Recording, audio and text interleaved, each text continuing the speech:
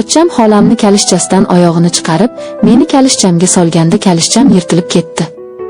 Oyoqlari judayam katta ekan. 3 kun yurishga ham o'tirishga ham judayam qiynaldim. Keyin salom meni ashaddiy muxlislarim. Sizlarni yaxshi ko'raman. Mudo bir erkak bo'lib videoga like bosing. Norozichilik va taklifni izohda kutaman.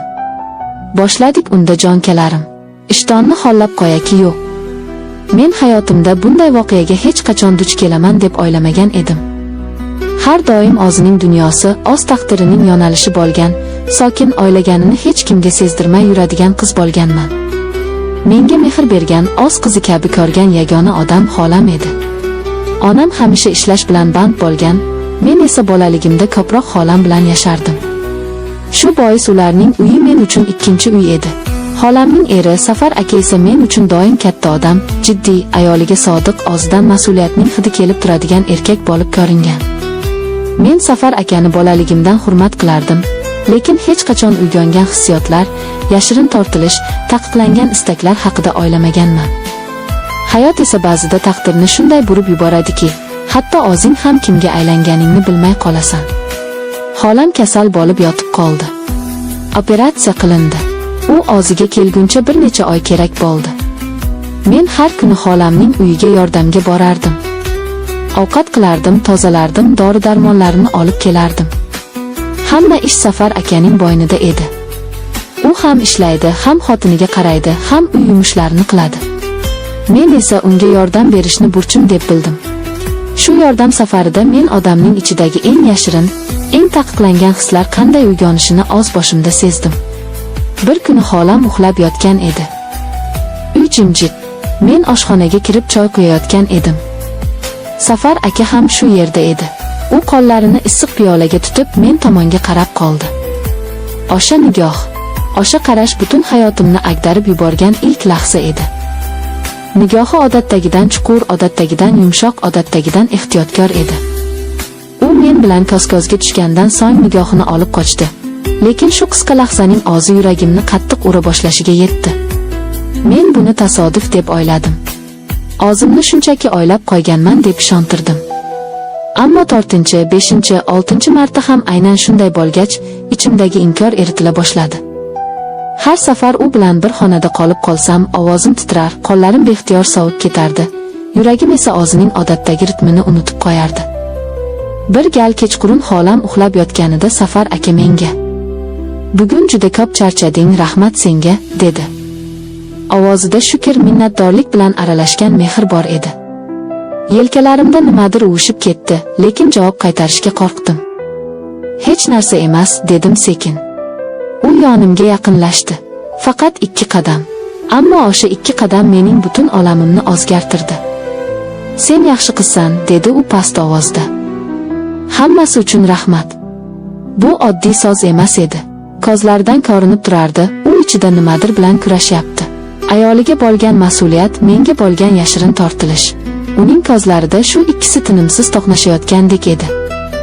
O'sha vaqtda yuragimda tugilgan bir iliqlikni yashira olmadim. Ammo men orqaga chekindim. Keyingi kunlarda esa bu sezilmas, ammo tobora kuchayib boradigan masofa va yaqinlik o'rtasida asir bo'lib qoldik. Nima uchundir uning borligi meni hayajonga solardi. Men esa unga qarab qo'ysam ham nigohni darhol olib qochardim. Lekin baribir ichimdagi bir narsa unga tortardi. Bir kuni kechqurun yomg'ir yog'ayotgan edi. Deraza ortidagi shovqinga quloq solib uyga kech borib qoldim. Xolam uxlab yotgan. Safar aka esa divanda o'tirgan ekan. U menga qarab jilmaydi. "Yana kech qolibsiz", dedi u. "Ishim ko'payib ketdi", dedim. U o'rnidan turib menga yaqinlashdi. "Uyga qaytib ketguningcha yomg'ir tinmaydi", dedi. "Mashina bilan olib boraman". Men unga qaradim. Yuragim gup etdi. Mashina ichida bizni yana o'sha jimlik o'rab oldi. Men oynadan tashqariga qarab ketardim. U esa ruldan ko'z uzmasdi, ammo uning butun vujudi men tomonga tortilgandek edi. Mashina faralari yomg'ir tomchilarini yorib o'tayotganda birdan u sekin ovozda dedi: "Bilaman. So'nggi paytlarda bizning o'rtamizda nimadir o'zgaryapti." Uning ovozidan nafasim bo'gilib qoldi. "Safar aka, men sizni juda hurmat qilaman", deb gap boshladim, lekin u so'zlarimni davom ettirishimga qo'ymadi. Menga hurmat qilishingni bilaman, dedi u, lekin hurmat bu his emas. Men senga nimadir bo'layotganini sezayapman. Sen ham sezyapsan. Men jim qoldim.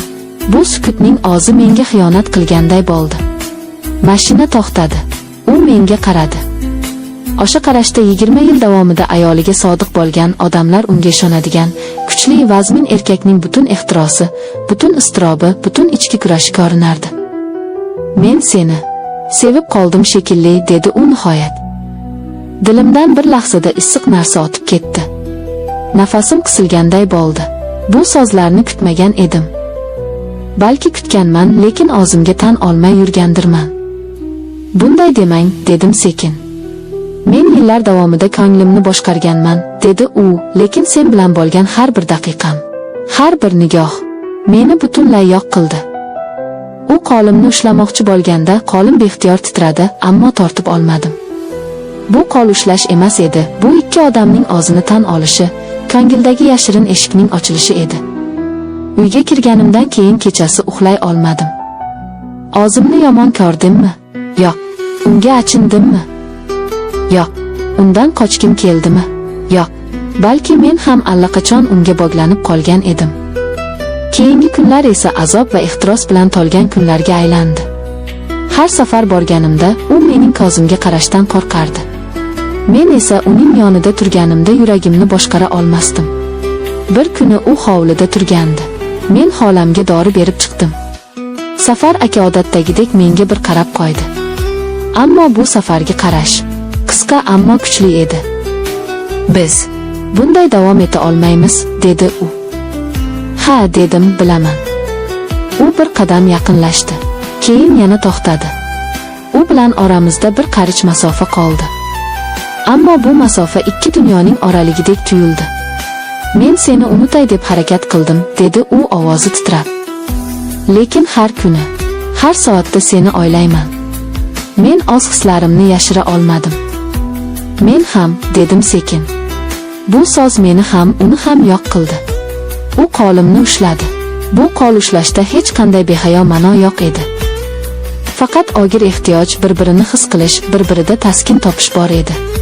Bu taqiqlangan, ammo chin muhabbat edi. Shu lahza biz bir-birimizga suyanib indamay turdik. Ammo taqdir eng shirin daqiqalarda ham odamga sinov beradi. Bir kuni xolam tibbiyot muolajalaridan keyin o'zini biroz yaxshi his qila boshladi. Uyga kelganimda u kulib qarshi oldi. Men esa o'zimni yomon his qildim. Uning ko'zlari nurga to'lib, umr yo'ldoshini yaxshi ko'rib qarayotganda ichim yana achidi. Men o'zimni bosdim. Yigitcha, bu taqiqlangan muhabbat emas, bu faqat vaqtinchalik hissiyot, deb o'zimni ishontirdim. Ammo yurakni alday olmaysan. Bir kuni kechqurun Safar aka menga qo'ng'iroq qildi. Ovozini eshitiboq yuragim ezildi. Senga aytishim kerak bo'lgan gap bor, dedi u. Uyga bordim.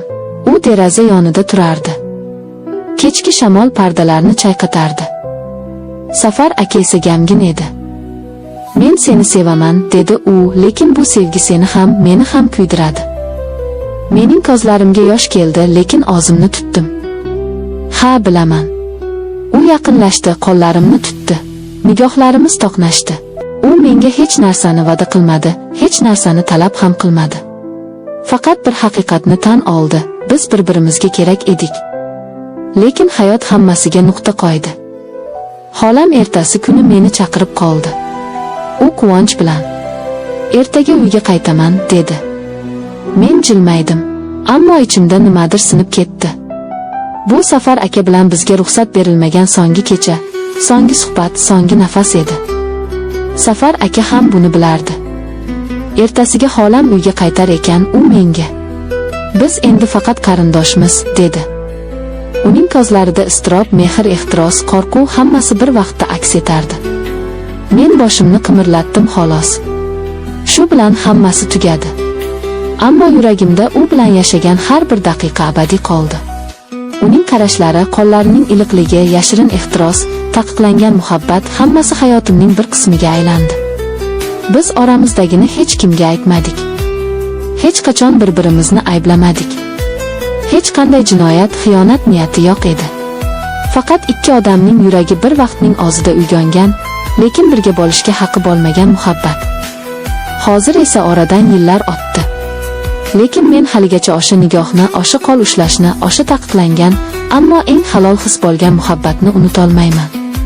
Chunki ba'zan odamning hayotida shunday odam uchraydiki, u bilan birga bo'lish taqiqlangan bo'lsa ham, yuraging unga bog'lanib qolaveradi. Va bu bog'lanish umr bo'yi unutilmaydi.